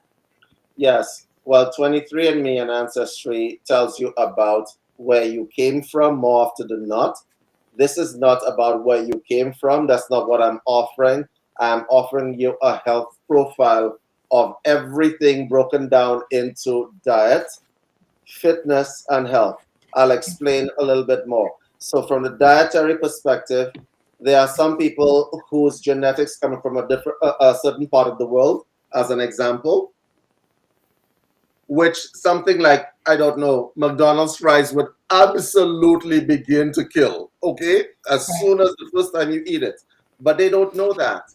So they move to the US and they're like, let's say you come from sub-Saharan Africa, McDonald's fries will be toxic to you. Right. It absolutely will, because of the diet that was there and your parents gave you these genetics. You are going to go and you're going to eat it's not going to affect you the first time. You might just send you to the bathroom, right? But that's your body rejecting this thing. Now, the people don't know how DNA works, right? DNA works is a learning process, okay? So you are the result of everything that your ancestors passed down to you, including preferences and the genomic profile types. And so, as an example, there are certain kinds of exercise forms that certain people should not be doing. Like people would tell you, for an example, like I tried long distance running, almost died. There's a reason why. You're not built for that. You literally are not built for that, and your genetics will not take it, because the exchange of proteins in your system will not support long distance running, but they will support resistance training, as an example. People need to know whether they have a genetic marker for Alzheimer's. A lot of people are walking around with that ticking time bomb inside their system, not realizing that if you had it from an early age and you avoided certain foods, as an example, you could absolutely delay that indefinitely. But you don't know. So you eat the foods, you turn it on, and you get Alzheimer's very early. These are the kinds of things that actually happen to people. Now, the reason why this is not mainstream, I have no idea why it isn't, because we're living in 2024, and sometimes you got to use technology for good ends, right? And one of the good ends is to take the guesswork out of people being able to make informed decisions for their health. Even in terms of drugs, there are some drugs that will not go well with certain kinds of the population. Your doctor should not be, as an example, experimenting with you to see which drugs work and which drugs don't work. Right. Just do a DNA profile and let them know. This is what I am offering. I'm not offering where you came from, right? Where you came from is already predetermined. So me telling you that you're Irish or whatever the hell it is, it's what does that mean? What does that mean to you in your life right now? Well, the 23andMe also has a health component to it, and it talks about certain genomes. So so what we do is we take over 158 different SNPs, what we call SNPs, and we test them based on prevailing environment, right? Yeah. But we see what turns whatever on, and that is done in a lab. It's a very detailed sequencing that tests your SNPs for the certain kinds of toxins and so on, right? Things that are normal for certain people would be toxic to you, absolutely. Yeah, Right? no, I understand. Yeah. Yeah, no, thank you. No, I just needed that clarification because I've just done both of them. Yeah. Mhm. Well, Dawn, you should have done, you know. I didn't know you offered it. I'm just across the pond from you. Uh, Right. I would like to ask a broad question. For those of you who are on the panel, is your intuitive sense, does it turn on at certain points in time? Well, yeah. So there's something I was gonna say. Like, it happens to me in restaurants or whenever I'm out. You know, you look at someone and they look at you, and you know straight away not to make any form of contact with them at all. And all I do now is I've learned before I couldn't switch off. But I turn around, I completely detach from their reality, and yeah, I'm able to do that now. Before I couldn't. So when you're looking around, you see a guy who's heavily haunted, or there's just loads of shit going on within him, and you look at him, and you go, "There's that sense you're like, holy fuck, like he's not a nice person." And it's like how you can actually learn to turn it off so you're not engaging with him. But a lot of, obviously, like the first caller, a lot of people have problems with being out of the body. So as soon as they're out of the body, they're feeding off them, or they're touching their senses basically, and they're absorbing the shit. Then the karma starts being exchanged, where they start attacking you, or they start sending projections into you because you're triggered. So it's interesting, Dawn, what you're saying, because it's like going out, and it's like a school, isn't it, or training camp. When you're out, you're like learning certain different things until the point where you go out. You can have a meal without being aware, or out in the restaurant absorbing all that negative shit of all the people pissed off that their orders were wrong or something.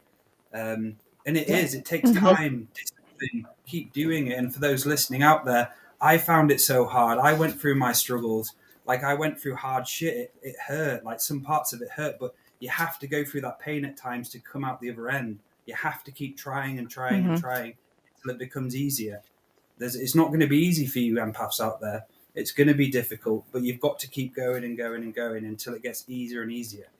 And it will. You know, the reason why I asked that question. Sorry, Rob, you wanted to say something. Go ahead. Just like it's experimenting on all the time, and you've got to experiment with like your visuals and like obviously people's energies and just like you tune into what's good for you, and it's just having your backpack of things what help you just to protect you. And like as you say, you're going to see haunted people. The more aware you are about things, the more you're going to see in people. So straight away, red flags there. It's you have your own ways of dealing with it, don't you? Like Dale's just said. And it's like experimenting with different things that work for you in it, and that's the key. And but that just takes time, and it's just practice and putting that in a working, and just like being comfortable knowing that person ain't going to project at you because he can't no more, because he's just not there to do. And you see that strong. Something can I just add to it as well is just a simple bloody thing of exercising, walking, sports, doing some weight training, something so simple as that for those people who suffer with not able to go out there is going to help you greatly, because you're going to release natural dopamine. You're going to start being in the body. You're going to have happiness released in you. It's like a drug. It's like an antidepressant. So for those of you hermits out there, get to the gym or start some exercise regime, because that greatly helped me. Non-spiritual shit, it works as well as spiritual shit. Or just dance at your home. Just put some good music on and just do a self dance. That's right. I like that. I could line dance in my home. There's a reason why I asked you guys that, and I asked you a bunch of questions, Don. And that is, when you are out and stuff like that, for all of you spiritual people, I don't know if you realize this, but people home in on your signal real quick. Yeah, So even though you don't announce it, like in Laura's case, it's easy, right? Like, there's a hippie chick with us. Coming in with a denim jacket on, everyone turning over. Right? There's something about Mary. There's something about Laura. And you're gonna ask a question, and it's gonna eventually whatever. So, in a situation where people are actively detecting, all of us have been in this thing very, very long. Okay. It leaves marks depending on your practices. It absolutely does. absolutely. Right? And when you go out in a social situation, people it, whether you want them to or not, right? Because it's and so on. And then how do you deal with that interaction after they say it? Because it becomes awkward after a while, doesn't it? Yeah. I'll give you my personal experience because I'm only asking because I want advice, right? So I'm trying to hide my problems, right? Right, basket. Let's say you're in a gym. You're in a gym situation, right? And the thing about a gym situation is active and people are lifting weights and so on. And because of the pain and so on, they're in the body, but they're more expressive. Does that make sense? Absolutely. So the amplification of the stuff is high. It's like what in normal society would be something like a little wave becomes big, right? Like kind of like bowl you over kind of big. And then you're like, let me just put my headphones in my ear. Let's turn that volume, crank that volume up to full and concentrate on what I'm doing. But it doesn't stop your psychic sense from involuntarily turning it on, right? So you develop techniques such as don't look. Don't look at all. The ground is beautiful this time of year, right? The ground is beautiful this time. Oh, look, that ceiling, I never noticed that it was leaking at that point, right? My point is, so you devise these techniques, they say, don't look. But the energy is still there, right? It's there, right? And now they have picked up that you're not looking and they're trying to figure out why. What is he seeing that we're not seeing? Do you understand? The fact that y'all are nodding means that all of you have been through it. All of you. Tell me how do you handle that? Well, in some ways, the algorithm is only created because you've taken your attention to it, isn't it? So that it only actually exists, like this is quantum theory stuff, isn't it? It only actually exists because you've made it matter. You've made it into matter. So it's not actually letting it in your field to make it so it matters to you, so that it becomes matter. So when you get yourself in the zone, like Dawn obviously is, she's in that dopamine release, that all that joy, what we might call divine flow, it really is like pretty relevant to you, whether the guy's flexing his muscles, you know, or not, and making moans and groans. Because when you get to that place, you can be really happy for that guy too, you know, well, he's obviously working. Maybe it's doing good, but it's like self-focus, isn't it? It's focusing on yourself and what you're doing. But that isn't always an easy place to be, you know, and Dawn's told us how much she's worked to get into that space.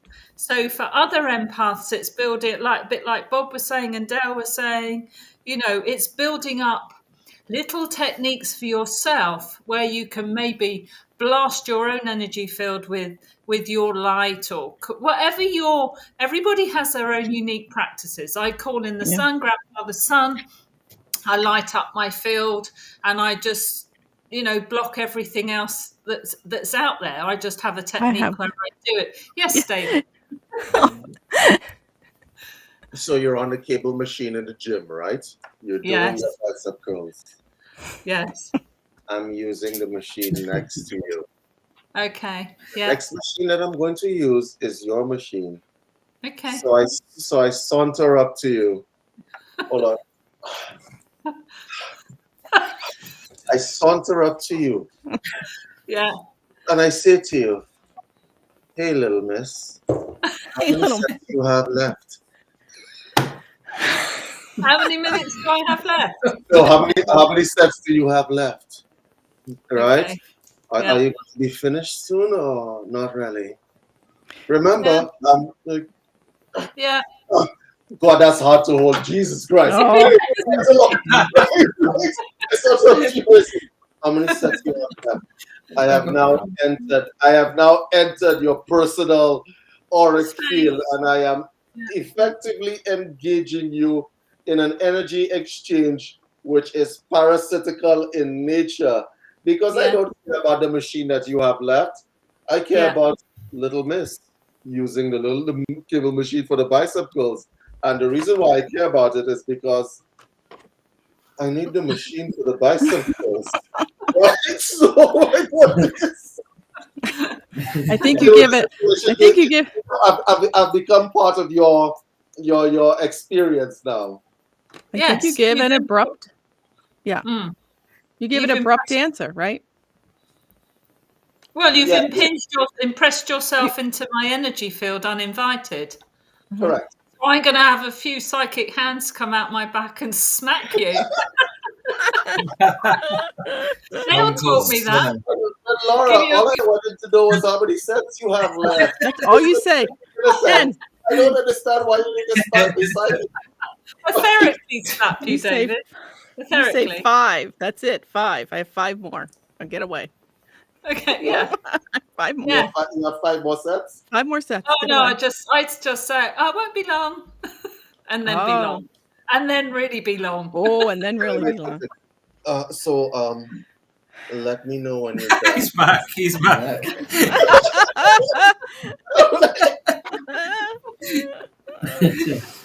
People experience these things every day, okay? And it's not only men on women, it's women on men too. I don't know what has happened, but the gym has become a predatory experience for a lot of people, right? And so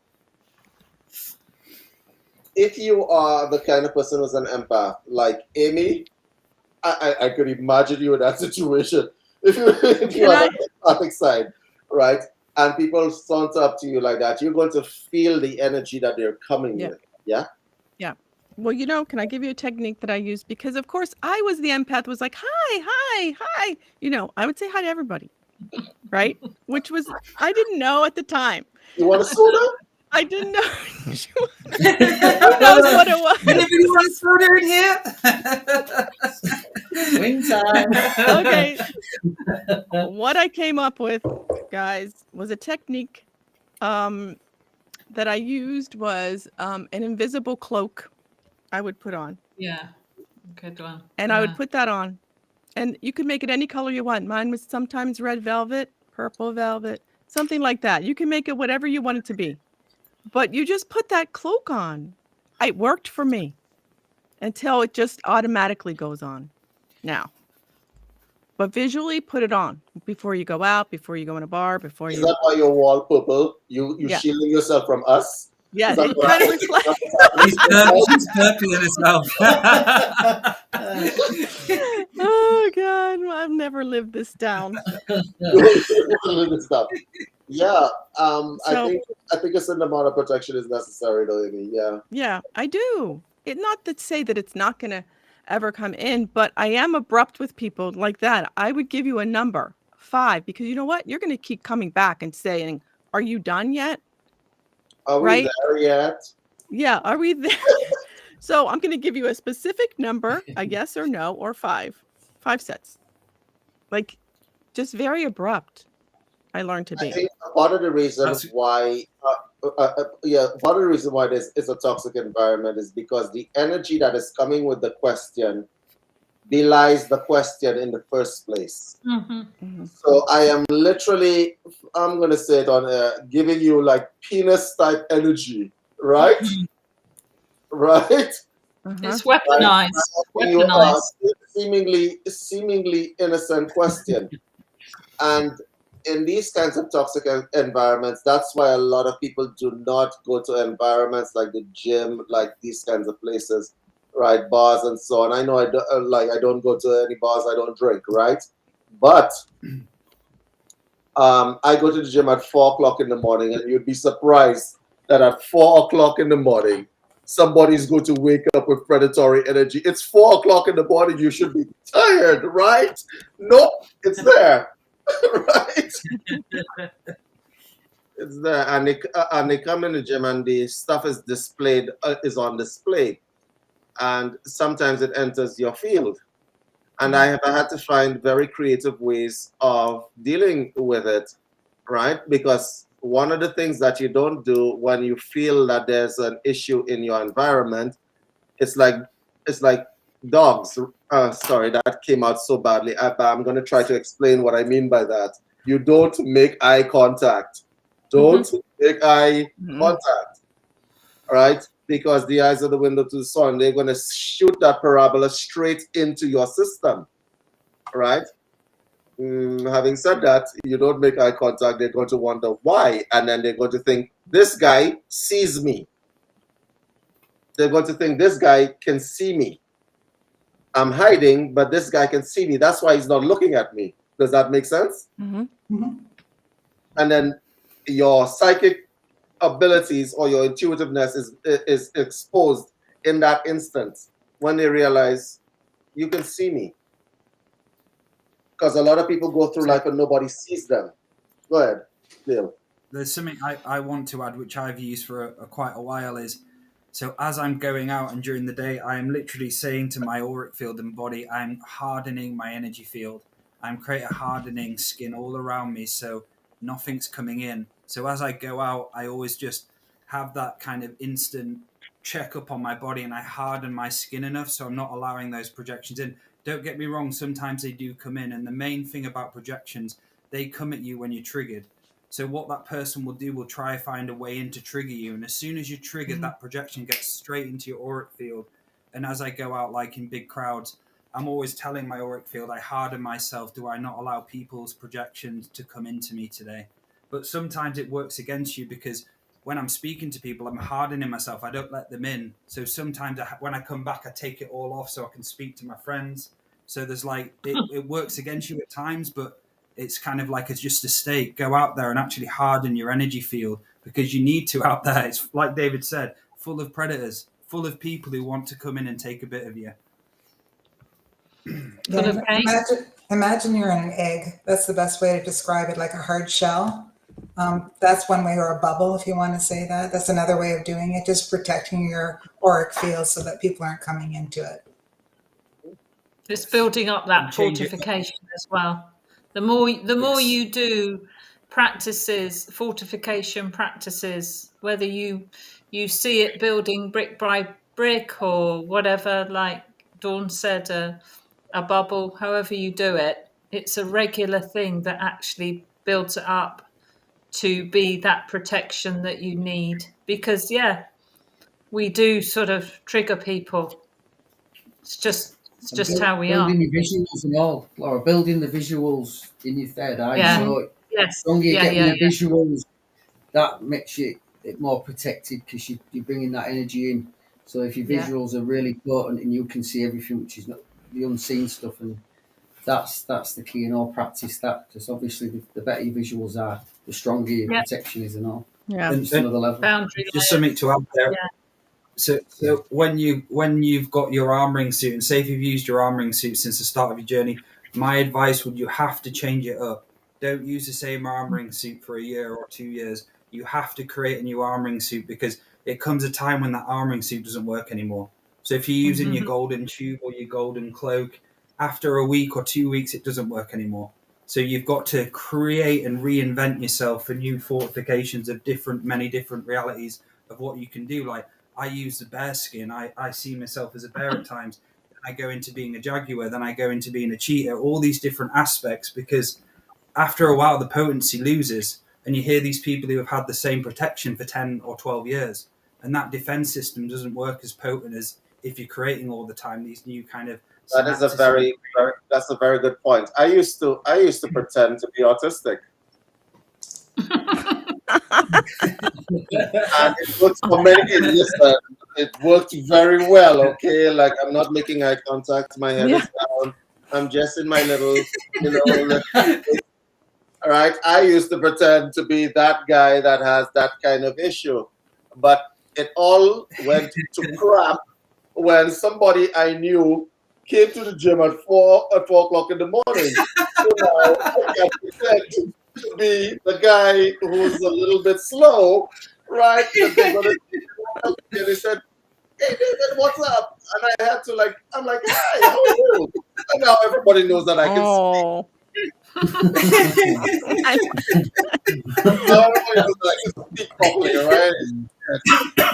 funny. Oh my God. That's funny. I love how this turned all back to the mental health and personal development. Yeah, correct. Yes. Right? This was great.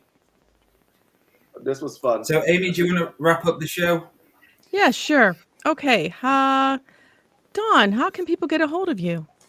I've got a website called Dawn, and it's the number 4, spiritualguidance.com. Yes, please go to Dawn. She's great. And how about Laura?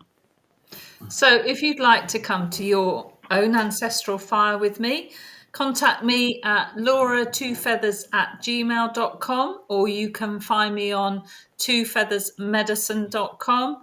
If you'd like to, if you're local to the south, Dale and I are setting up now down the south of the UK. We're actually getting some premises, and we're going to be setting up with PEMFMAT, with counselling, and with loads of other modalities that we do. So get in contact me if you're in the UK and you'd like to experience some treatments from Dale and I. Now and again, our friend Frequency Bob, who came to Combined Therapies in January, he steps in and does his amazing work with us too. So we're gradually building that Combined Therapies team over here in the UK.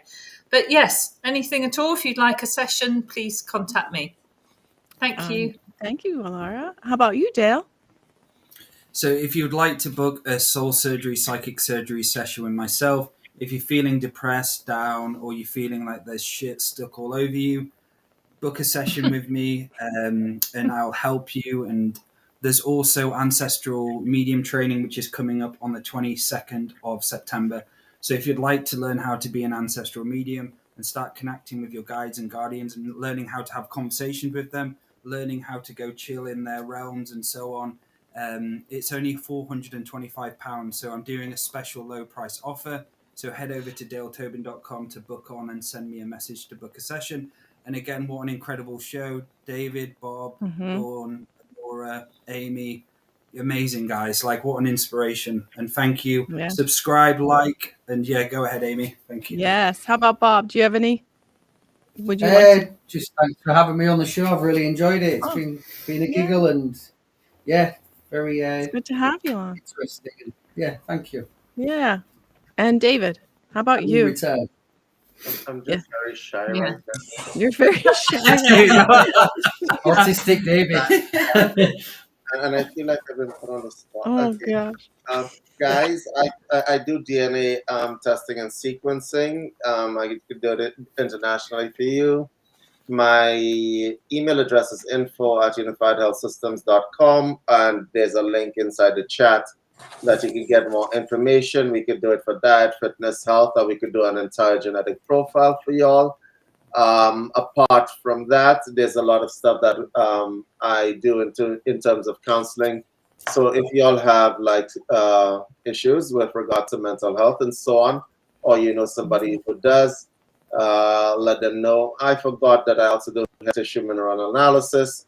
For those of you who are suffering from deficiencies, whether you know it or not, it's good to get that stuff checked every once in a while. Apart from that, we run a community, Amy and myself. You can join us at community.universalcitizentv.com. Yeah, you did it. Right. And universalcitizentv.com. And we have a podcast. And we have a podcast coming on, which is the Integrated Healing Network, where we talk about everything health related. And that's what we're doing. And I also suggest that you go to Dawn. She's very good. And Laura is excellent at what she does. And Dale, if you guys are around, we have something coming up in October. Oh, scan. We need to talk about. We're going to be in the US. The US live event. Scan that code on the screen. Absolutely scan it. Scan it now. That one. Yeah. So scan it now. And so we will be live and in person. So if you think we're ridiculous and funny on air, you wait till you meet us in person. It's going to be Oh my gosh. I tell you that.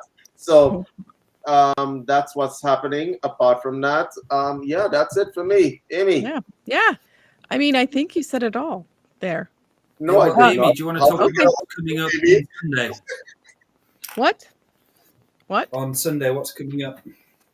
Oh, there's a webinar coming up, guys, to sign up for. Okay, so it's called Firing Your Inner blah, blah, hole and Holding Yourself. I don't know if I could say it. And holding yourself. Amy. Try it, Amy. Can I try it? Okay. Firing your inner asshole and holding yourself accountable. Excellent. Okay. Okay, it's a live webinar. So come on, sign up and join us there. Again, we're going to have fun again, just like we did here today. All of us will be there. And you can reach me actually at pinkmoonlodgepodcast@gmail.com for any questions about the UCM community. And if you want to sign up to come on and experience the Firing You're an Asshole, head over to the website to sign up as well. Oh, yes, I forgot to tell them that. Well, thank you, everybody. This was really fun. It was. Thanks, I liked guys. going to the club. Yes. The scenario. We all raise our sodas. Everyone raise sodas and David's universal Sodas for everybody. Yes. Bye, everybody. Bye.